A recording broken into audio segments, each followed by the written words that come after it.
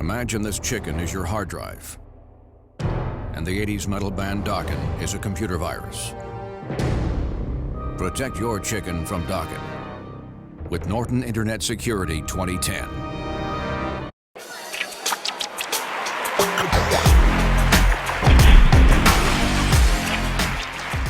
What's up, prizefight fans? You know what time it is. I'm Brian Tong, and this week we're facing off two touchscreen media players whose hatred runs deep. It's a throwdown showdown between Microsoft's Zune HD and Apple's third-generation iPod Touch. Our judges for this fight are Senior Editor Donald Bell, Senior Associate Editor Jasmine France, and yours truly. Now we'll take all three judges' scores and average them out to the nearest 10th each round. The final prize fight score will be an average of all rounds using the same decimal system. Who will reign supreme? We've got 5 rounds to find out. First round is sexiness. The Zune HD's brushed aluminum back and thin bezel is hot in its own right. It's more pocket friendly, and its OLED screen has to be seen in person. Now we know sexy is the standard for Apple's toys. Donald and Jasmine are kind of tired of the Touch's design, which hasn't changed, and it's still a fingerprint and scratch magnet.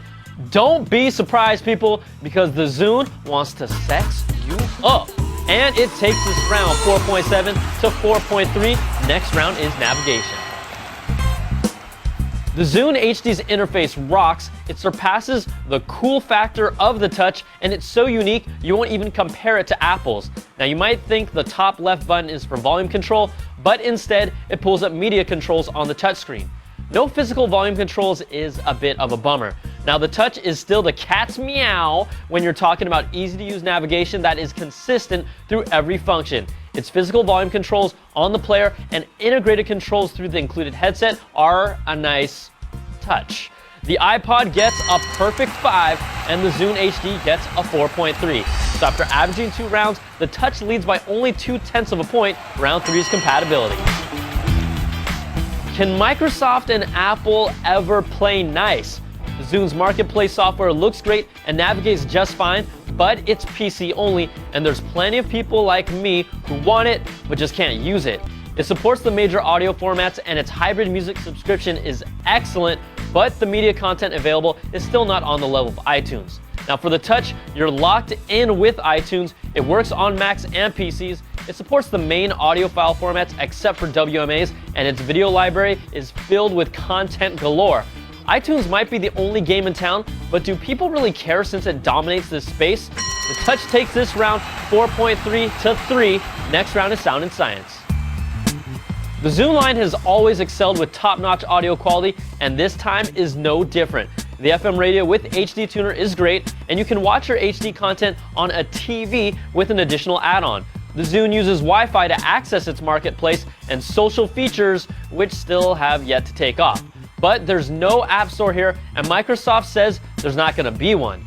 Now the iPod Touch may not have the best sound quality, but do you even notice? It's not only a media player, but a pocket computer that offers the best mobile web browser, email, voice controls and recording, and an App Store that takes it to another level. No EQs on either device makes Donald cry, but the iPod Touch gets a 4.3 and the Zune HD gets a 4. So after 4 rounds, the Touch has increased its lead to 0.5 of a point. It's going to take a big turnaround for the Zune to make this close. The final round that decides it all is value. The entry-level Zune starts at 16 gigs at $219, where the iPod Touch starts at $199 for an 8 gig. Now jump to the 32 gig models, and we're pretty much even around $290 to $300. So if you compare them dollars for gigs, you might say the Zune is a better deal. The Zune subscription service is also great value for $15 a month and 10 free MP3 downloads, but it's still an added cost if you really want to use it to its full potential.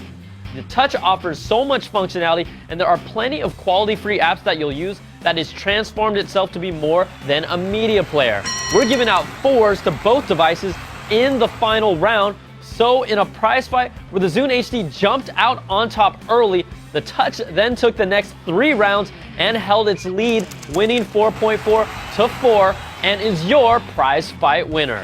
These are both top-notch devices, but the iPod Touch's features and versatility really made the difference. Until next time, I'm Brian Tong. Thanks for watching, and we'll catch you guys next time on another prize fight. Woo-hoo!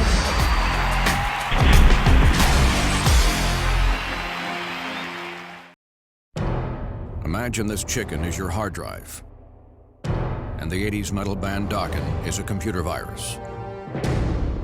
Protect your chicken from DOKKEN with Norton Internet Security 2010.